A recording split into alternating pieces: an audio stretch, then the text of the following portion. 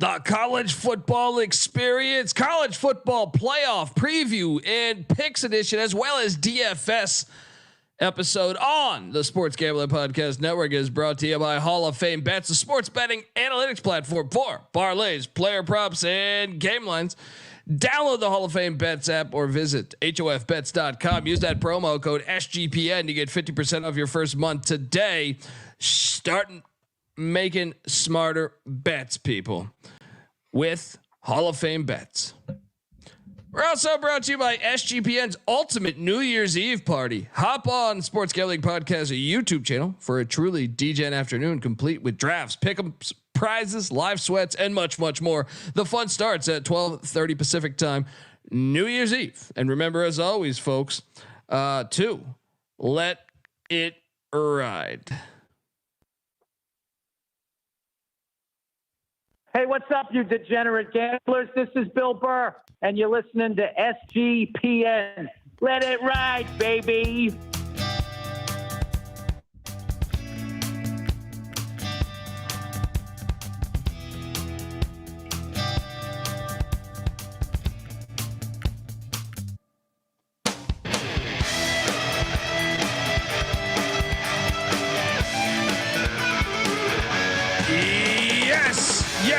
Yes. Woo!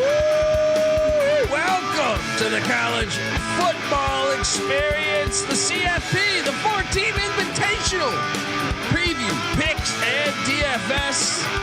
Oh, yes. We are going to bring in the new year or end the old year correctly and bring in the new year well. All that good shit. Let's say it all fine. Folks, if you're wondering who the hell you're listening to, that's fair. My name is Colby Swinging Database Dan, aka Pick Dundee. That's not a pick. This is a pick. He was raised in the land down under, where a man thinks on his feet, speaks with his fists, and lives by his wits. When Dundee happened, he was a superstar. I'm probably drinking too much and celebrating too much and not sleeping. Would have killed a normal man, but no, that's gone. The medical advice I got from that was like being hit by lightning. Pretend it never happened and get on with your life. Pretend it never happened. Get along with your life. That's what Oregon State fans are saying right now. Sun Bowl never happened. We only had 3 fucking coaches. What the hell's happening? 3 coaches? I had more on my little league ankle biter team back in '88. You couldn't fucking hire the security guy to come over there and draw up some plays. Something.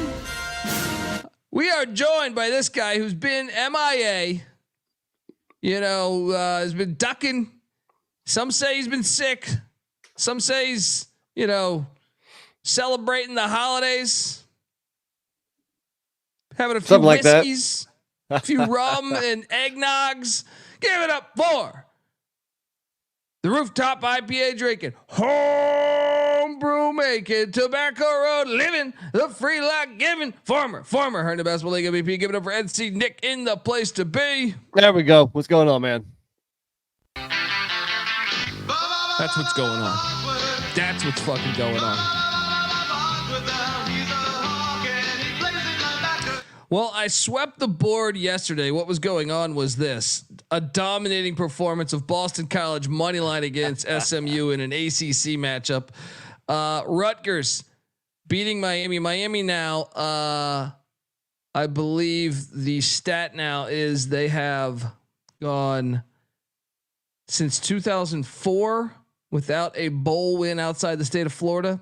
And Sounds I believe right. 1-12 in their last bowl games. Wow. Remarkable. As the Scarlet Knights got it done. And then Kansas State, I tried to tell these people, CJ Sullivan saying, NC State's never had a 10-win season. This is the year.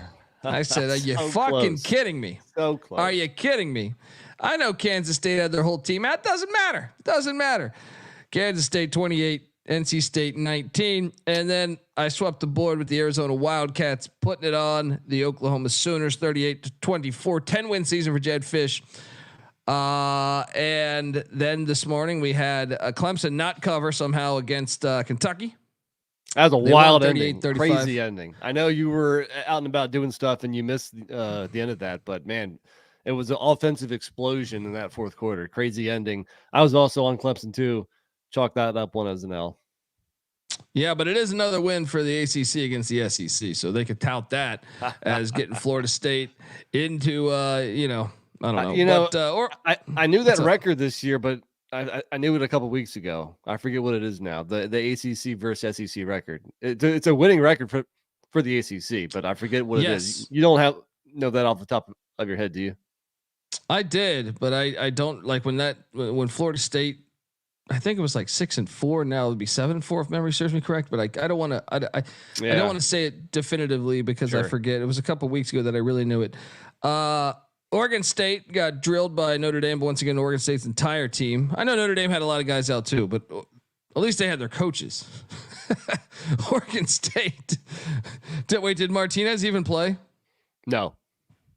So even worse, man. That's tough. That's tough. But so they lose their first ever game to Notre Dame. They still have a winning record against the Irish. And the big one going on right now, and I have Memphis money line as they have a 29-13 lead against Iowa State. Still catching 10.5, I think. So I didn't go money line, but I was definitely taking the points there. Oh, I did money line just because I thought it was anyone's game. This is a home game. This is a home game for them. What? True. Only they would deal Iowa State this. Like this is once again like, oh, you made a bowl game. Here's your reward. Go play a fucking road game. Go play a road game. Ridiculous. I understand wanting to have Memphis there in order to sell tickets, but it is kind of unfair for the other team, isn't it? Yes. You're supposed to have some type of celebration here by making a bowl game. It's supposed to be fair. What? Missouri, Ohio State still to come. I'm looking forward to that one. That one should be fun. A little bit. I'm more excited for Iowa, Tennessee. Yeah. I don't know about that. Missouri, Ohio State. I just thought they failed. I mean, I don't know. We've talked about this, but which ones of those ones of the past 2 days, is there any that stand out to you? The Clemson Kentucky game. Again, I know you missed it, but that was a crazy ending with two teams that were basically offensively challenged this year. What's his name? Leary threw for over 300 on Clemson, which was very surprising. Did throw two picks. The whole defense was out though. Yeah, true. Yeah. But bowl season, as much as we complain about it, like it's still, on. It's something to bet on, something to play DFS on, and there's been some pretty good games too. Yeah, I mean, we love football. There's a reason why we watch FCS, D2, D3, NAIA, USFL, whatever. That's right. Shout out to Lane Elliott and shout out to Carlos Gutierrez, who says, "Happy holidays, guys! Happy holidays, guys! And best wishes from Monterrey, Mexico." Pretty sure that's Gutierrez. Come on, man! Don't you have the Latin wife? Gutierrez, yeah, that could be. Hey, it could be Gutierrez too. Could it? Could be. All could right. be. Carlos will have to chime in and say who's right with I think you got it right. I think you and shout out to Kolb and all the look. Let's go. I thought Boston College capping off and Rutgers capping off winning seasons. And I guess we should highlight the fact that Big 12 is kicking ass in these bowl games. We got Texas Tech beat Cal and beat them pretty decisively. You got Oklahoma State, who kind of put it on A&M. I know A&M dressed it up a little bit. You had West Virginia take down North Carolina. You had Kansas take down UNLV. Not only are they winning, they're covering. And I guess the one lone loss is Oklahoma, who's out of the conference in a couple weeks here.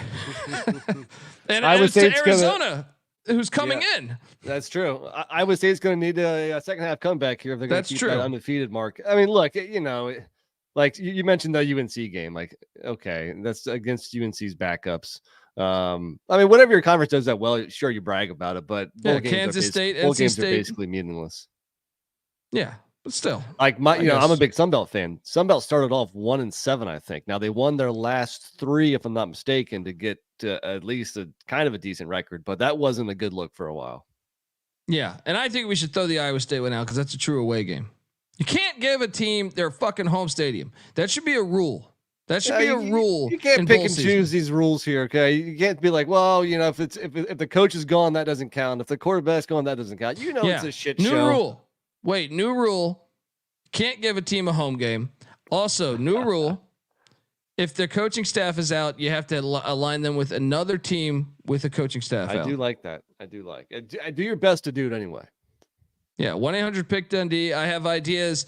You filthy losers. Central Florida lost. That's right. Arbo in the chat. That is true. Again? They lost to Georgia Tech. ACC. That's right. ACC. And, that's right. And that was pretty much a full UCF squad, if I'm not mistaken. I didn't watch a second of that game. I know. Well, I know Rice Plumlee and RJ Harvey played, so I think most of their guys played. Yeah, that's a good point. Georgia Tech's momentum going in the right direction. True. Look, folks, we're gonna get to all the CFP talk, but before we do that, I want to tell you that the college football experience is brought to you by SGPN's Ultimate New Year's Eve Party. Look, we're doing a live stream party this Sunday over at youtube.com/sports gambling podcast. We got live pick'ems, live drafts, live sweats, and of course prizes. Give away everything. All right. Sunday, 12:30 p.m. New Year's Eve, the SGPN Ultimate New Year's Eve Party. Guarantee you it'll be better than that bullshit you got planned. So you're gonna go to your uncle's house, have a few cocktails, play Monopoly? No. Get the fuck out of here. All right, hop on over. We got good stuff going. And we'll give you, and you won't go to jail. Yeah, you see what I did there? A little Monopoly play, huh? Look, I'm just saying, SGPN looks a lot better than Park Place, if you know what I mean, right? That bullshit out of here. What's another place? What's a Boardwalk? Yeah, that's Atlantic City, New Jersey too. That's a shithole. Yeah, Atlantic City. What the fuck is going on? Like in Marvin Gardens? Come on. Yeah. I think personally, if you land on Atlantic City, you better take a lighter to the bottom of that board and start burning that thing a little bit right where Atlantic City is. Get a little hole in that to make it fit. Well, you don't want to put any real estate there. Are you guys actually like dropping something? You know, like obviously, you drop the ball, or like different cities do different things. Like in Raleigh, the city of Oaks, they drop an acorn. Is SGP dropping something? And if so, what? I mean, that's I'm dropping a few. Patty C will be dropping a few whiskeys if I had to bet by the end of the night. Yeah, we got to work on that. Folks, we're also brought to you by Underdog Fantasy. They're not dropping anything. They're getting it done. Underdog Fantasy has a way to play alongside your favorite fantasy players all season long. They got NFL, NBA, NHL, college basketball, and college football. Simply pick higher or lower in your favorite players' fantasy stats and cash in, people. So what are you doing? Watch along, make picks, maybe make a little extra cash on Underdog's mobile app or website, underdogfantasy.com. When you sign up with the promo code TCE SGPN, promo code TCE SGPN, Underdog will double your first deposit up to $100. Once again, that's Underdog Fantasy, promo code TCE SGPN. All right, we are back. I think what you do is like during the show, you come up with, some input from the audience and get a parlay going on, and then you drop the ticket. Ooh, I like that. Just spitballing over here. All right. So anyway, I let Patty C handle all those bullshit bowl games because we got actually that you just offended, right? Yeah. See, these bowl games, look, we talk a lot of shit about, but they'll be good. All right. A minute later, I let Patty C handle all these bullshit bowl games. I'm back for the playoff, the invitationals. And by the way, you were the first person I ever heard to call it an invitational. And that term is being used by about everybody now. Well, I knew it was bullshit from the start. There's certain people like Patty C that was like, you know what, this is going to be great, a 14 playoff. And I go, what? It's like, there's five Power 5 from the start. Yeah. There's 5 Power 5 conferences. And then you could have the AA, certain years where I think you could make cases that the AAC and Mountain West are on par with the Pac-12 or ACC or Big 12 or something. So I thought it was always ridiculous. So yeah, it's always been an invitational, and yeah, I would like my royalties personally, but we have a lot of great ideas that people steal. You know what I mean? I like to think I had the original screenplay for Tropic Thunder that got stolen, and yeah, it's out there in the universe. Anyway, that's a great movie though. Tom Cruise. Some say that's Tom Cruise's best role. But anyway, let's get into. So we got obviously New Year's the 4-team invitational. Are you at all surprised that the line movement's been minimal between both games, the Rose Bowl, Michigan, the Wolverines, and Alabama, and also the Sugar Bowl at that filthy stadium in New Orleans, Texas and Washington? Are you surprised that the line movement hasn't been moved much? No, not really. I think they pegged it pretty much where it should be from the get-go. And which means that there's roughly equal action on both sides for both games. So, I mean, when it comes down to, these two games here, Vegas knows what it's doing. I'd have to go back and see, whether it was more line movement in past years, but I'm not surprised. I think it's right where it should be. Yeah. Which game are you more excited to watch? Well, first off, I have a big beef, and I know East Coast people like me will probably agree, who have to work on Tuesday, that it's ridiculous that one of the games isn't starting until 9. It won't be over until after midnight. So with that there, why is that? But do you know why that is? Why? The Rose Bowl has demanded that any year that they do this, they have to have the sunset occur in the fourth quarter. This is a hilarious thing. If you haven't, wow. No, but what's crazy is they've successfully battled this. Like, for years, nobody took him to task on that and said, "Well, who gives a shit?" It's like, how about we don't play the game at the Rose Bowl, you fucking jackasses? All right, if you're gonna it's outdoors. It's outdoors. Yeah, no, I know. Look, I love the Rose Bowl stadium, but I find it unbelievable that these bowl games can have that much clout. Yeah, completely to say. Agree. Yeah. Because who really gives a fuck about? I mean, like, right. I care about the game being played at the Rose Bowl, but I don't give a shit what time it's played at the Rose Bowl. Completely, not play at all. That shit at 2 a.m. for all I care. All right, you know what I mean? I just play the fucking game. But I do think that game is probably going to be the more entertaining one. Obviously, it's over under is almost 20 points higher than the other one. Both games should be great though. Yeah, I mean, so Alabama currently getting 2 points. So I guess we did have a little bit overnight. Went up a half a point. So a little bit of money coming in, I guess, on the Wolverines. Jace McClellan, their running back, is probable. I think that's the only. I mean, I guess there's some injuries with Michigan regarding their offensive line, but those are ones we knew. Nothing surprising. NFL caliber guard Zach Zinter is out, and I remember they had lost their center previously. Yeah, so I mean that's a big blow, especially when you're facing Alabama. True, but I think one of the things that they say is that Michigan had this crazy depth. I know they were very active in the portal. Yeah, and that's the thing.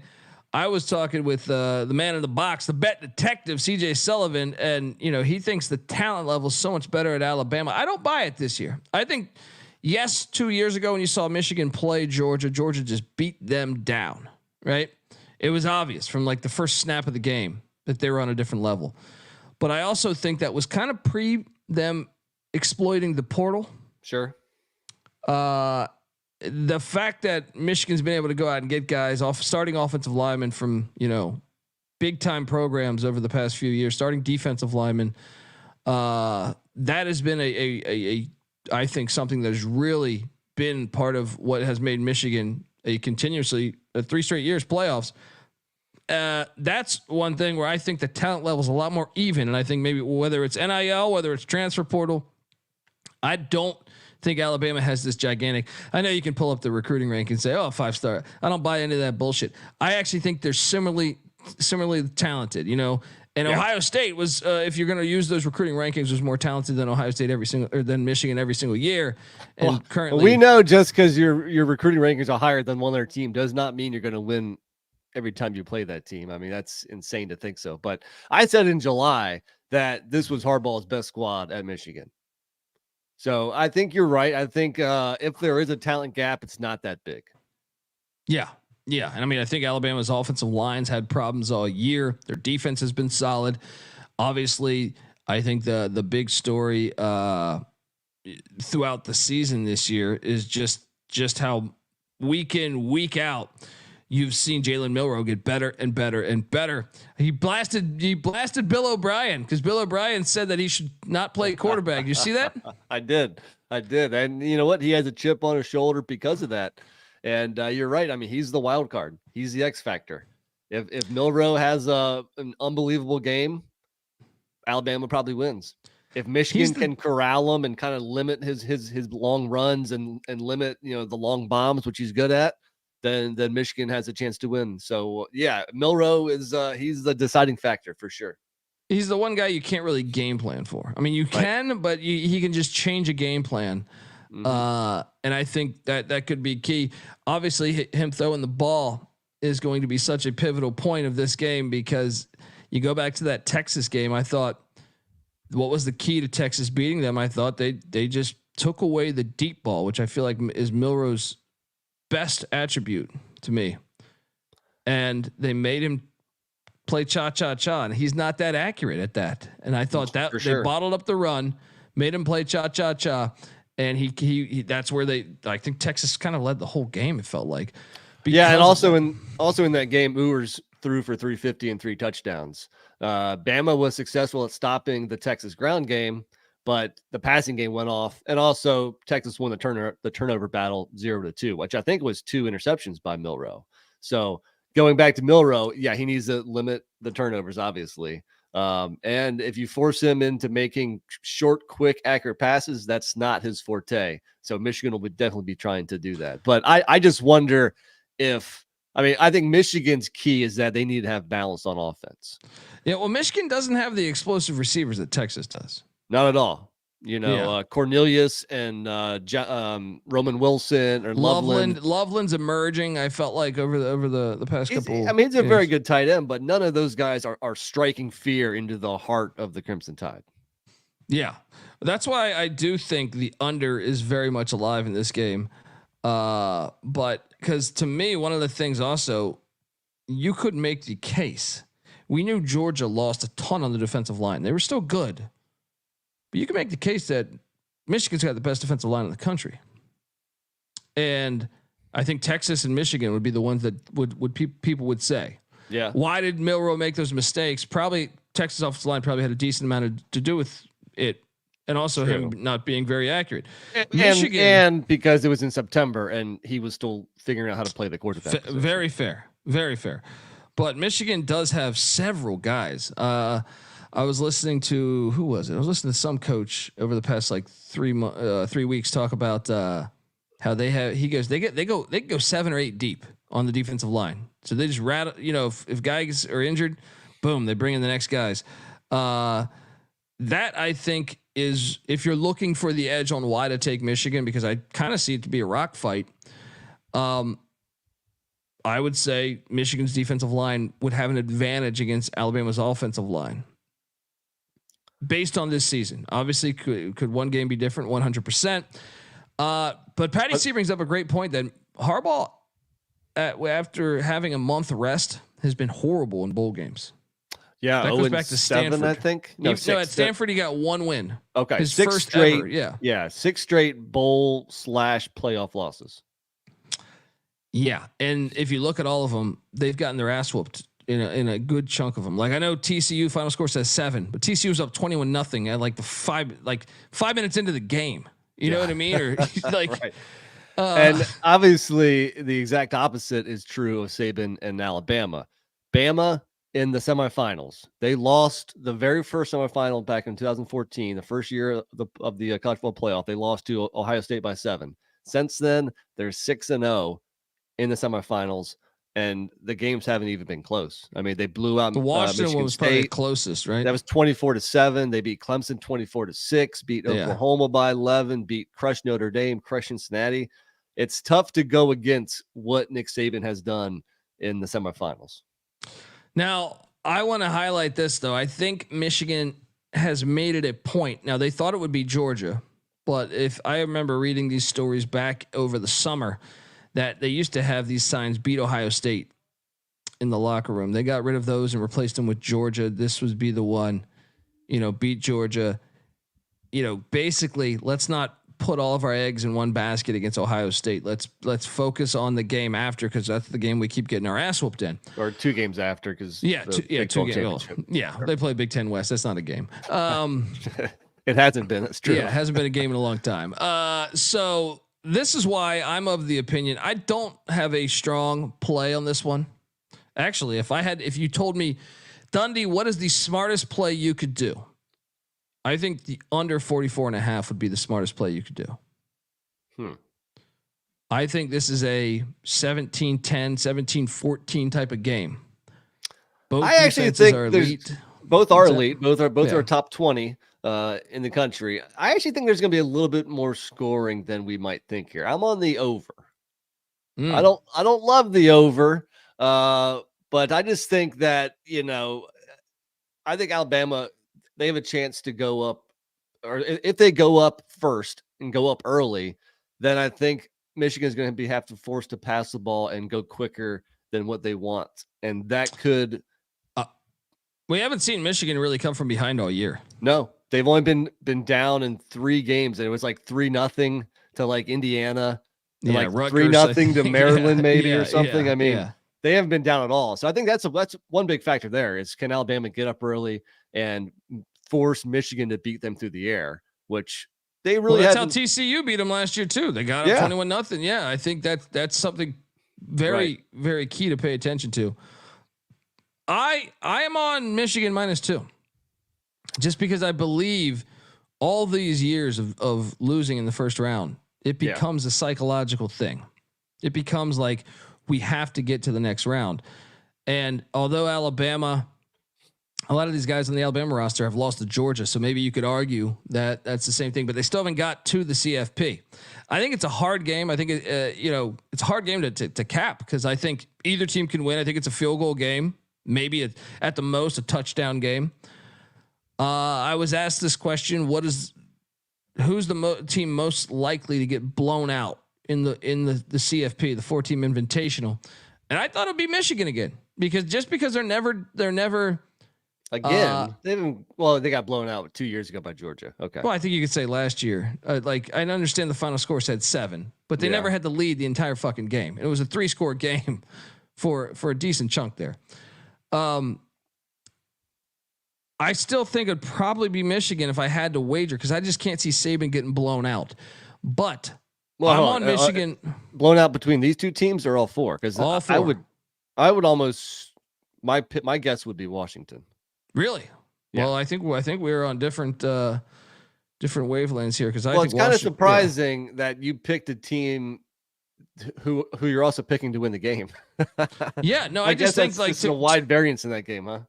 Well, no, I'm just thinking I think it's going to be a close game, but if there's one team that has not, came from behind all year, Washington's came from behind a bunch of times to me. Yeah. So I feel like I have confidence that they'll stay in the game. And even if they're down 14, they have an offense that can get them back. They're down 21. They have an offense that could get them back. Point. Yeah. Michigan, I think you put them in a spot where they don't have these super explosive wideouts. Sure. You have to come back, and you can't, it's hard to get big plays. I think that's my logic there, but I am on Michigan -2. I would not take this past 3. I don't think it's going to go past 3. So yeah, what are you doing essentially? I'm going to disagree with you again. Not only do we disagree on the over/under, but I'm going to go Alabama. Bama, one of the more impressive things with the Georgia game is that they held them to 78 yards on the ground. I think if Alabama can do that again to Michigan and force them to be one-dimensional and try to beat them in the air, that plays into Bama's strengths. And also, Michigan has not faced a dual threat quarterback like Milroe all year. So I'm kind of wondering how they're going to try to contain him. Mason Garcia. No, I'm joking. That's East Carolina's former quarterback. And the strength of Michigan may be the D line, but Milroe's escapability and his legs kind of neutralize that. So, it's just hard to go against Alabama in the college football playoff semifinal, regardless of the year. And the other stat I saw today, which is remarkable, Nick Saban, all time playing against the number 1 ranked team, he's 9-3. Is that a crazy stat or what? That is crazy. That is an impressive stat. Now, I still say Milroe Against Georgia, he was able to not turn the ball over. You go back to the Auburn game. There was a lot of balls that I thought could have been dangerous plays, and that I think Michigan, a much better defense than Auburn, can make you pay for. I don't have this would not be a lock. The other game would be a lock for me. I'm going Michigan. I just think third time's the charm. They get it done. I'm going to say it's going to be like 27-24, something like that, or 17-14, something like that. I guess 27-24 would. That'd be the over. That's almost that's actually almost the score that I came up with. I have Bama winning 26-23. Bama, wins straight up, covers, and the over hits also. I mean, I could see Bama winning this. I think this is a close. Whoever makes the turnovers, and that's why that's why I think that's another reason why I like Michigan. Jalen Milroe has never started in a playoff game ever. That's true.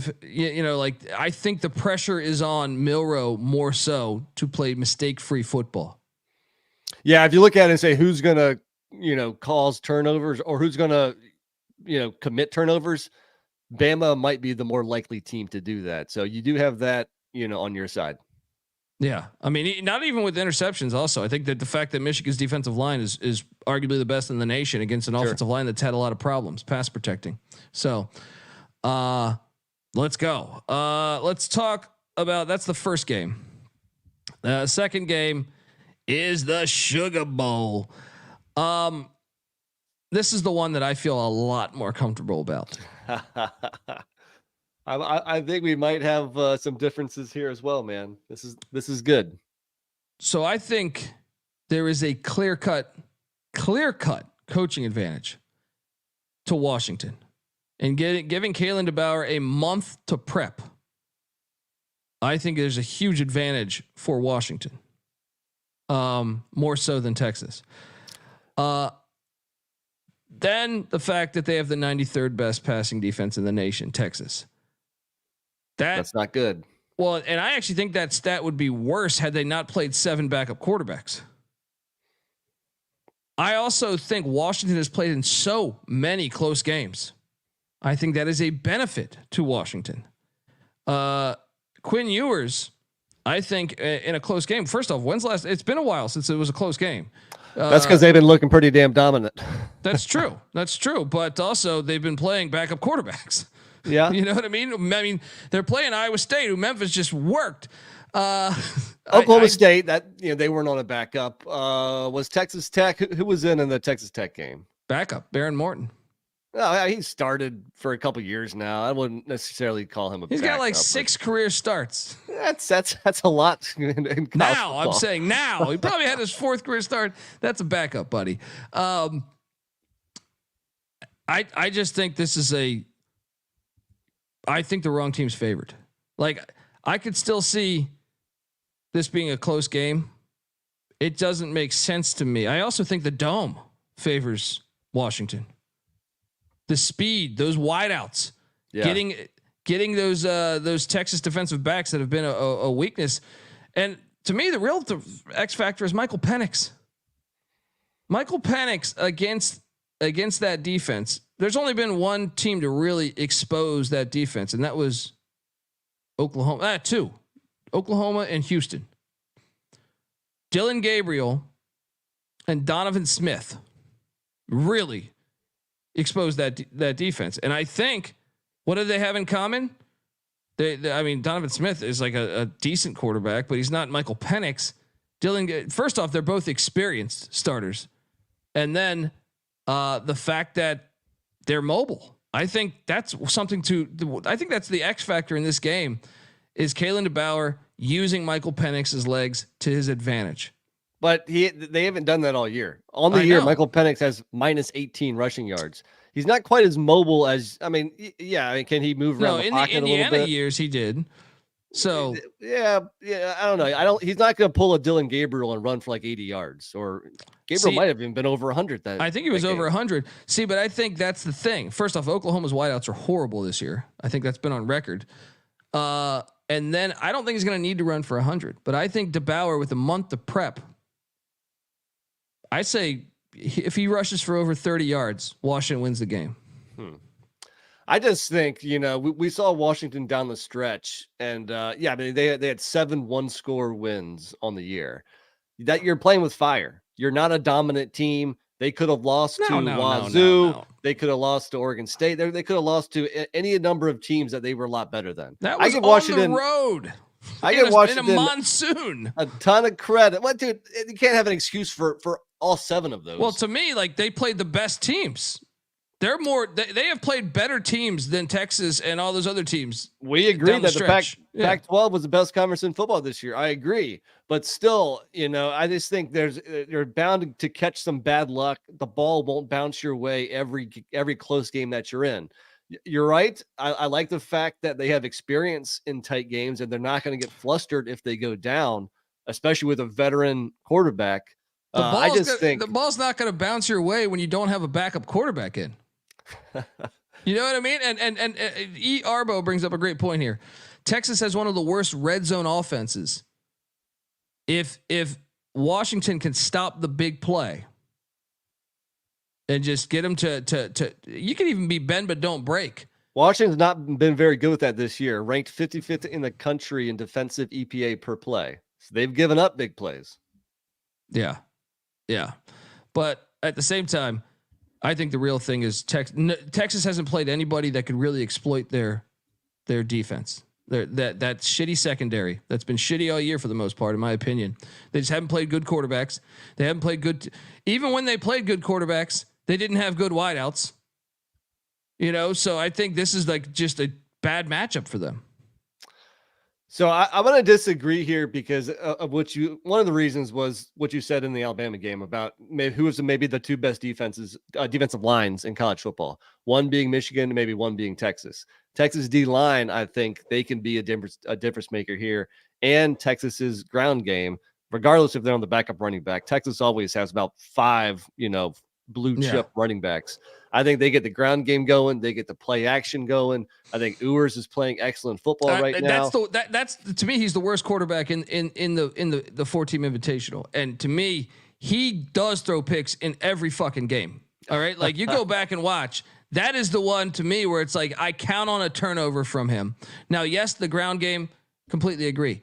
Defensive tackles for Texas, studs. But guess what? I don't think Washington's won like games where they rush for like 8 yards. You know what I mean? I think if anything, they can neutralize that. I think they can neutralize that by, DeBauer scheming up players, offensively with Pennix and also his mobility.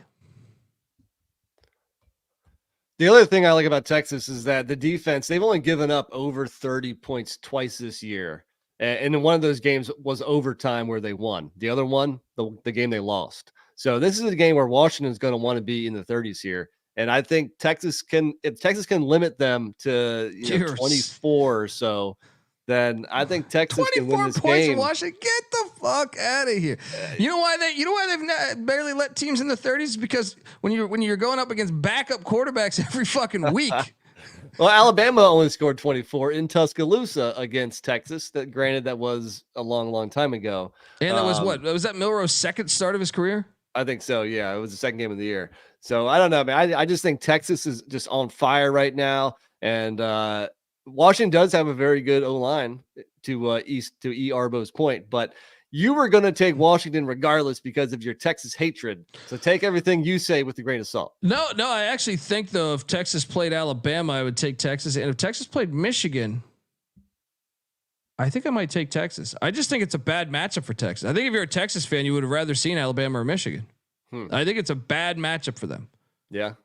Well, that's why it's going to be a fascinating game. That's why I'm going to, stay up to the wee hours of the evening here. I guess rooting for Texas. Oh man, that sounds awful. Who do you think though? The over 63.5 or the under? I guess you say under, right? I'm going under here. Yeah, I'm gonna, I'm going over in the game that you think is going to be low scoring. I'm going to go under in the game you think is going to be high scoring. I think it's still, low 60s, high 50s. I have Texas winning 33-27. I'm going to go under as well. I have Washington winning this, probably something to the likes of I don't know, 28 to 28-20. Something like that. It. See, I think the fact that Washington has played Oregon twice, Texas has basically played 0 teams besides Alabama that I think is on the level. I know they lost to Oklahoma. I don't think Oklahoma's on the level this year, even with all their players, as Washington or Oregon. I agree with that. The fact that Washington's been able to go up against the likes of, I just feel like better competition. That matters, I think. Who knows with the month off? And I know Sark can scheme up some shit too, but I also we've always said he was a bad coach, but this year he's kind of proven us wrong. Well, not in the Red River Shootout.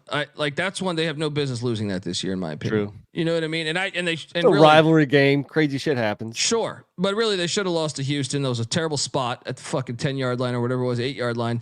I don't know why Kansas State goes for 2. They've been living on the edge. I would argue that too, to your point of Washington living on the edge. I would say Texas definitely had their breaks. Now I will say November they kind of switched it to another gear. They started fucking teams up, but also couldn't you say that was just competition that's not that good? Like a little bit. I mean, I don't think Oklahoma State would have been very good in the Pac-12 this year. I don't think no, Iowa they State probably would be very been good in the Pac-12 this year. Yeah, right. And that Iowa State game, I mean, they won by 10. It wasn't like they crushed them. But Texas Tech also, I mean, kind of an average 6-6 team. So. Yeah, now the competition did dip there some, but man, Texas has looked good. Well, and they will have I do worry about the momentum because the crowd is going to be a Texas crowd. So if, let's say, I don't know, first drive Pennix throws a pick 6 or something, or momentum can really be a fucking thing in football. Sure. I do think it's going to be a Texas crowd, but look, I'd rather have, if there's anyone out there in all of college football, I actually think Michael Pennix would be the guy that I would want. Jalen Daniels, you could make the argument, but he's not. Pennix is like a 7-year senior. Like if there's anyone that could handle the pressure of a tough environment as far as fan base, I think Pennix is probably the guy you would select. So I mean, Washington's played in tough environments this year. They played in Corvallis. So yes, it might be a more Texas crowd. That's a little advantage for Texas, but that's not going to decide the game. Yeah. Oh, well, I think when I'm locking one, I'm on Washington. I'm also on that plus 160 money line. There we go. I feel way better about the Washington Texas game than I do the Michigan Alabama game. I feel better about Bama than I do Texas, just because it's a Saban play, man. Yeah. And Harbaugh sucks in bowl games. Yeah. Yeah. I think Milroe is just going to have a monster day. It's got to be fascinating to watch, folks. All right. Well, it's time to get to the DFS portion. But before I do that, I want to tell you folks out there that the college football experience is brought to you by Hall of Fame Bets. Win bigger by betting smarter this NFL season with Hall of Fame Bets, the sports betting analytics platform, parlays, player props, and game lines. Research every NFL, NBA, and soccer bet with historical stats and data. Stop betting in the dark and join over 30,000 users researching with Hall of Fame Bets to craft more intelligent, data-driven parlays. Download the Hall of Fame Bets app or visit hofbets.com. Use that promo code SGPN to get 50% off your first month today. Start research and start winning with Hall of Fame Bets. All right. Currently Memphis up 36-20 on that Iowa State team. Let's go. Let's go Tigers. Here we go. DFS. How'd you find the DFS slate to be? I feel like we're probably going to have a lot of the same things because I do think. Yeah. So on DraftKings, there's 2 slates for Monday. There's the all day slate, which has some of the other bowl games. We're just doing the semifinal game. So with 2 games, yes, there's going to be a lot of overlap, but I think my roster here kind of mirrors the teams I have winning. So let's just jump in. 2 quarterbacks for you. And by the way, betting by the numbers said, with the few weeks of practice, which team do you think has the best explosive play potential? I would say Washington, but I think it's Washington or Texas. I don't think it's the other side of that coin. Yeah, the only thing would be Milroe like breaking a long one or something, or he's had some long passes too. But you're right. I think it's either Texas or Washington because they have the best skill position guys. Yeah. So yeah, did I go 2 quarterbacks? I did. I'm curious as to what you went the opposite to than me. I went with the 2 teams I have winning. I have Milroe and Ewers. No, I went with Pennix and Ewers, and mainly because I think both I don't think any defense in the country could stop Washington, right? Yeah. Especially with giving Caleb DeBauer a month to prep. I think Pennix will get his. Ewers, I do think he's a wild card because he throws a lot of stupid fucking passes sometimes, but I do think the O-line plays really good, and obviously Washington's defense has given up yardage. So I think, and in my world too, where I have Washington winning, I think they're gonna have to play from behind. So they're gonna have to stop rushing the ball at some point and have to put the ball out there in the air. So I went with both the QBs in that game. Sounds good. It makes sense, especially with the higher over under. I think it's 18 points higher. So well, we agree with Ewers. I went Milroe just because what he can do with his legs. I mean, I think we've already hammered that home. So really, the funny thing about these 2 games is that the lack of great running back options. Well, maybe that's not necessarily true. I mean, Blake Corum is a very good running back, and Dylan Johnson has had some monster games this year, like the USC game. But I didn't go with those guys. I went Baxter for Texas because I think if Texas is going to have success, they're going to need to run the ball. Yes. CJ Baxter's a must play because I believe, folks, I do believe the key to Texas winning this game is not boat racing them. Is not getting in I think the key is to run the ball down their throat. Keep the ball out of Michael Pennix's hand and keep your shitty secondary sitting on that sidelines. All right. I agree with that. So I think you have to roster CJ Baxter. Yep. I agree. And then my other running back is on Alabama. I'm going to go one of their 2 guys, Roydell Williams for 5K, because I envision a game script where Bama goes up early and once they're up, they run the ball while Michigan is passing, trying to play catch up. And if that's the case, I think Roydell can carve out a decent game. Wait. So you went with over McClellan? Yes. I don't have the money for McClellan. And both of them have been almost equal as far as touches and everything. Because I did load up on Bama's rushing attack. I just felt like they're more likely to have a big play because of Milroe. Like you fear Milroe's running options so much that I feel like sometimes the running backs can get some breakaway yardage there. Well, especially with the price too. I mean, Blake Corum is 8,200, and I mentioned earlier how Alabama shut down the Georgia rushing attack. So if you're going to spend 8,200 on Corum, you better think he's going to have pretty much 100 yards rushing and a touchdown, which I don't know if I see that. I think you just convinced me to switch my player then. Oh, so did you have Corum? No, I had McClellan. Oh, well, I'm not against McClellan other than he's a little banged up. The move's been made, buddy. All right. It's easy to see a tide turn. All right. So I have a third running back. Did you switch him to Roydell Williams? I did. Oh, okay. No, that's all. That's my only running backs. Who's your third? I went with the third running back. Who you got? Well, I'm taking a shot on Jaden Cordon Bleu. All right. I thought about it. I'm taking a shot that, like I said, I think if Texas is going to win the game, they're going to have ground control. Major Tom. All right. So I'm going with both Baxter and Blue, baby. It's interesting because usually, you have Washington winning, so you might want to focus on not on their running game. Well, but you want to focus on the Texas receivers, maybe if they're behind, passing more. But in a close game, that doesn't necessarily matter. And I think Texas might have the most rushing yards of any team. Well, maybe not, because Alabama, when you factor in Milroe's rushing yards, they might. But I considered that play. So he's gotten since what's his name when got injured. He's gotten 20 carries the past 2 games. Yeah. So. Oh yeah, he's gonna get touches. You hope that he finds the end zone. As long as he finds the end zone, then it's probably worthy of his what's a cheap price too. And 5,000. Yeah, and he's had 5 catches, so he's been averaging 2.5 catches since the injury.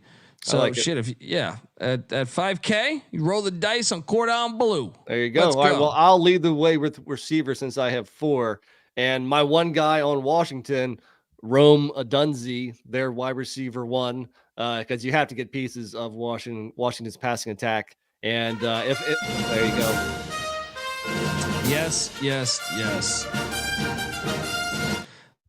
I mean, you got to run. This guy's he's going to fuck up Texas. There's no way. I can't there's no way. This is like the best lock on your DFS lineup, probably. I just don't see a way. They don't have the corner that can guard him. Yeah. And I mean, so did you roster any other Washington receivers? Did you go McMillan or Polk?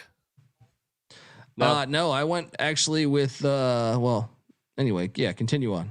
No, I mean, Rome Odunze is the best one. I guess, if they, I think they have to be honest with him too, because of how good the other Washington receivers are. It's not like you can completely roll coverage in his direction and leave those guys open, because if so, they'll beat you also.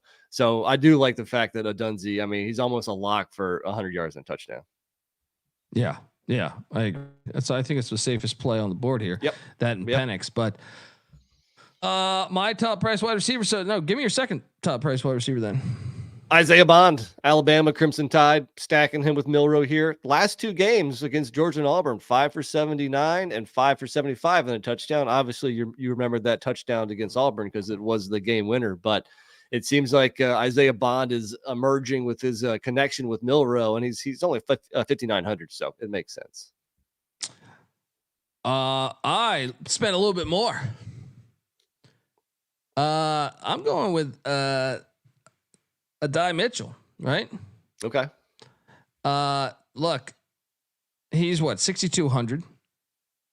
You look at what he's done all year, 6 catches for 109 yards and a touchdown in the Big 12 championship game. Now the Texas Tech game, he was a little bit of a blunder, but in the big spots, the Kansas State game, 8 for 150 and a touchdown. I think both Texas wide receivers can get theirs, against these corners. They've kind of traded off good games, him and Xavier Worthy. I like both of them. Both of them are good plays. Especially, it seems like you're favoring the game with more points again, or with a higher over/under. So it makes sense. I couldn't quite fit him in though. 10 touchdowns on the season too. Gotta like that. Too shabby. Now, the one Longhorn pass catcher I did go with is their big tight end, Jatavion Sanders, for 4,700. Because he has also had big games. Take that. What did he do in that Alabama game again? What did he do? 5 for 114. So I like, especially if they are focusing on those 2 receivers, the Sanders and also the Whittingham. Is that his name? The slot receiver. I think those guys. Well, you just said it right there. I do have Jordan Whittingham or Whittington. There it is. Yeah. Yeah. I think those guys can be very effective in the middle of the field. Yeah. So I have Whittington, and that you just went through my roster because those are my wideouts. I only have 1 player on the Michigan-Alabama game. I still have 1 guy, and it is the one Michigan Wolverine that I rostered, and that is wide receiver Cornelius Johnson. Just caught 9 balls for 64 yards against Iowa. And again, if I have Bama getting off to the early start, that forces Michigan to pass the ball. So maybe some volume coming Cornelius Johnson's way. So did you roster anybody on Michigan? No. And you have him winning? Well, I mean, dude, all I took was Alabama's rushing attack just because I think it's a little bit better. But no, it's not a bad idea to focus on the second game, especially if you think the first game, which has a low over-under, and you have it going under that. So it makes sense. Yeah, and I know the chat's talking about they just want to see Florida State beat Georgia. It's not going to happen because Florida State's entire team is no longer with them. It's like Oregon State in a way. Yeah, they have the coaching staff. That's about it. Yeah, there's no way that that's going to happen. it's a shame. Obviously, we know Florida State should have been in this 4-team invitational. It's all a crock of shit. But so your national championship is Texas, Alabama. I guess it's a rematch. I assume you have Alabama getting them in the second. In the revenge matchup, and Saban rides off into the sunset. Does he retire after that? Yeah, maybe. And what I can't stand about that is that'll almost like vindicate people who's saying that Alabama should be in over Florida State. I hate that if that happens. I don't think it should vindicate that. If anything, that would mean Alabama should play Florida State. They would have the same fucking record. True. Yeah. Well, not after Florida State loses to Georgia. No, they would, because Bama has one loss. That's a good point. You're right. So, anyway, it's just a crock of shit. So who do you have winning between Michigan and Washington? Washington. I have Washington winning the national championship. Wow. Okay. I just think they have. I actually would like. I'll be honest. I think Texas or Washington, the winner could beat Michigan. If it's Bama, it's a little different. I think any of these teams left could beat anyone. I don't think there's a TCU like last year where, I didn't think they'd win one game. I knew they couldn't win 2 games. Well, I think matchups matter, and I think, like, to me, Washington getting Texas, even though it's, I personally thought Washington should have been the 1 seed playing in Los Angeles, but they got fucking hosed. I think that is the one where, because I don't think Michigan and Alabama, they kind of match each other well. I agree. Whereas, like, the only advantage I can see in this is that. So I think if you're a Washington fan, you're actually kind of glad you're getting Texas. Sure, it should have been in LA, you could say, and you'd have a Washington crowd probably. Sure. But yeah. So I have Washington, Michigan playing in Houston, Texas, and I got Washington winning it. I think. All right. Kalen DeBauer. We'll definitely be back next week to talk about whatever the national championship game is. Yeah, and we got the FCS National Championship. Don't forget, that's in Frisco, Texas, too, as South Dakota State's taking on Montana. We'll preview all of that. I want to wish all the fans out there a Happy New Year. Happy holidays, Happy New Year. Appreciate you rocking with us over the years, or just this year, or just maybe this episode, whatever. There you go. We're grateful. Give NC Nick a follow on Twitter at NC__NICK. I'm on Twitter at TheColbyD. The College Football Experience is on Twitter at TCE on SGPN. And don't forget, youtube.com/The College Experience. Subscribe. We're going live every single night with college basketball games. So check that out. We'll be back in a few hours talking college hoops. I'll also be on VSiN tonight on the Sports Gambling Podcast show talking the 4-team invitational. So check that out as well. And yeah, folks, until next time, this is the College Football Experience. You better start thinking about yours. And we out of here. Run and shoot. We can really run and shoot. And the whole team's together.